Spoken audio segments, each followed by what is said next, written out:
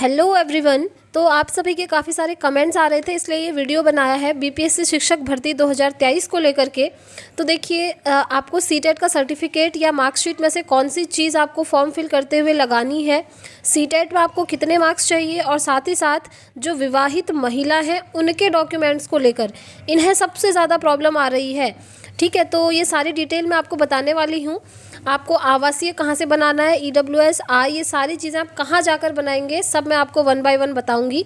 साथ ही हम बात करेंगे आधार कार्ड, पैन कार्ड या डीएल को लेकर के। आपकी ईमेल आईडी और जो मोबाइल नंबर रहेगा फॉर्म फिलअप करते हुए, वो सारी चीज़ें हम डिस्कस करेंगे। तो चलिए स्टार्ट करते हैं। तो देखिए, सबसे पहले हम बात कर लेते हैं सीटेट सर्टिफिकेट या मार्कशीट की। तो देखिए, आप लोग ये पूछ रहे थे कि फॉर्म फिल करते हुए हमें सीटेट का सर्टिफिकेट चाहिए या फिर मार्कशीट चाहिए। तो देखिए, आपको ना एक सीरियल नंबर डालना होगा। सिर्फ जिनका भी सीटेट क्वालिफाई है वो क्या करेंगे, सीरियल नंबर डालेंगे, और वो सीरियल नंबर आपके सर्टिफिकेट में नहीं होगा। ठीक है, ध्यान से सुनिए। वो जो सीरियल नंबर है आपको सिर्फ आपके मार्क स्टेटमेंट में ही मिलेगा, आपके सर्टिफिकेट में वो सीरियल नंबर आपको नहीं मिलेगा। तो आप में से काफ़ी सारे स्टूडेंट्स ऐसे हैं जो सर्टिफिकेट में वो सीरियल नंबर ढूंढ रहे थे, तो सर्टिफिकेट में वो नहीं मिलेगा। आप देखिएगा, एक कॉर्नर में आपको कहीं सीरियल नंबर मिलेगा, वो भी मार्क स्टेटमेंट के। ठीक है, और देखिए, ये मार्क स्टेटमेंट यानी कि मार्कशीट और जो आपका सर्टिफिकेट है, इन्हें आप टाइम से डिजी लॉकर से डाउनलोड कर लीजिएगा। बहुत ईजी है डाउनलोड करना, मैंने आपको बताया भी हुआ है पहले कि किस तरह से आप डाउनलोड करेंगे। ठीक, नेक्स्ट हम बात कर लेते हैं कि सीटेट में आपको कितने मार्क्स चाहिए कि आप बीपीएससी शिक्षक भर्ती में जो है बैठ सकें। तो देखिए फ्रेंड्स, पहले तक बिहार में जो एलिजिबिलिटी क्राइटेरिया होता था, आप उसी को मानकर अपना फॉर्म फिल कर दीजिए, क्योंकि अभी तक बीपीएससी ने जो है कोई ऐसा नोटिस निकाल करके क्लियरली नहीं बताया है कि सीटेट में आपके इतने मार्क्स होने चाहिए तब आप जो है ये फॉर्म फिलअप करेंगे। ऐसी चीज़ें उन्होंने अभी तक नहीं निकाली हैं। तो बच्चे जो है काफ़ी सारे सचिवालय में गए हुए थे, अभी वहाँ से कोई इन्फॉर्मेशन नहीं है। जैसे इन्फॉर्मेशन आएगी मैं आपको बता दूंगी। तो फिलहाल आप सभी लोग जो है फॉर्म फिलअप कर लीजिएगा, क्योंकि बाद में इनके स्टेटमेंट हो सकता है चेंज हो जाए, और बिहार में तो पहले भी आरक्षण मिला हुआ है, तो ये अनुमान लगाया जा रहा है कि इस बार भी आरक्षण मिलेगा ही मिलेगा। ठीक है, तो आप लोग अपना फॉर्म फिलअप कर लीजिएगा। नेक्स्ट हम देख लेते हैं विवाहित महिला डॉक्यूमेंट्स। तो देखिए, जो फीमेल्स मैरिड हैं उनको जो है डॉक्यूमेंट्स बनाने में काफ़ी सारी दिक्कतें आ रही हैं। देखिए, आपका क्या है ना कि आपका आवासीय तो बन जाएगा आराम से, बट इनका क्या प्रॉब्लम हो रही है कि इनका ईडब्ल्यूएस नहीं बन पा रहा है और इनका आई नहीं बन रहा है। साथ ही साथ जो ओबीसी से हैं स्टूडेंट्स, जिनका नॉन क्रीमिलियर बनता है ना, एनसीएल, वो भी जो है नहीं बन रहा है।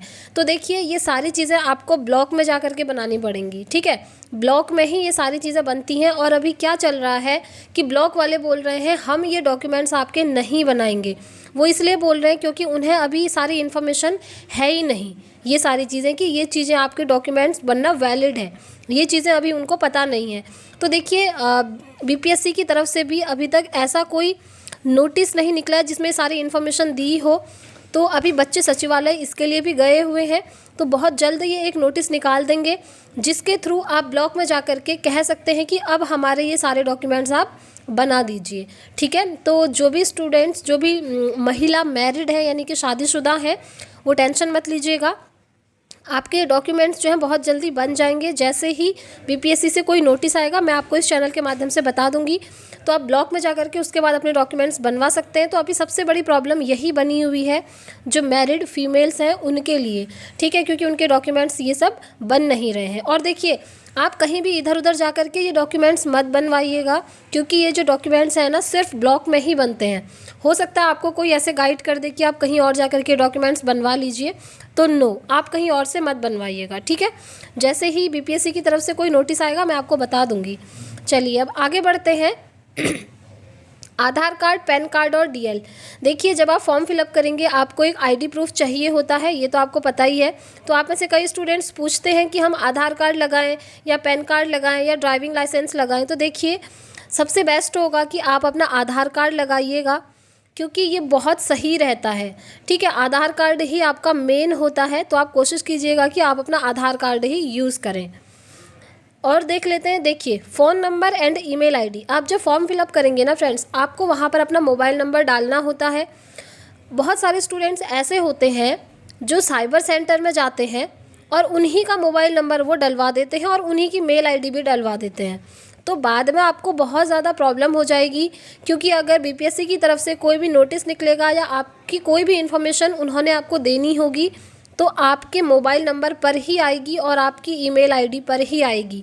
इसलिए मेक श्योर कि आप अपना मोबाइल नंबर डालें फॉर्म फिल करते हुए और अपनी मेल आईडी डालें, अपनी पर्सनल मेल आईडी जो आपकी है फॉर्म फिल करते हुए, क्योंकि उनकी तरफ से हो सकता है कोई इंपॉर्टेंट अपडेट आए, ठीक है, तो वो आपके पास ही आएगी। अगर आपने साइबर वाले का किसी का मोबाइल नंबर या ईमेल आईडी डाल दी तो फिर प्रॉब्लम हो जाएगी आपको बाद में, ठीक है। और आप में से कुछ स्टूडेंट्स ऐसे हैं जो अपना ईमेल आईडी का पासवर्ड हमेशा भूल जाते हैं, तो आप एक काम कर सकते हैं, जैसे आप फॉर्म भरवाने के लिए जाएंगे तो आप वहाँ पर अपनी ईमेल आईडी का पासवर्ड जो है नोट कर लीजिए अपनी नोटबुक में, ठीक है। वो हमेशा के लिए हो जाएगा, क्योंकि बाद में भी ईमेल आईडी जब लॉगिन करनी होती है ना तो पासवर्ड डालना ही होता है। फिर आप लोग कहते हैं कि पासवर्ड हमें याद नहीं है, फिर आपको फॉरगेट पासवर्ड करके पासवर्ड चेंज करना होता है।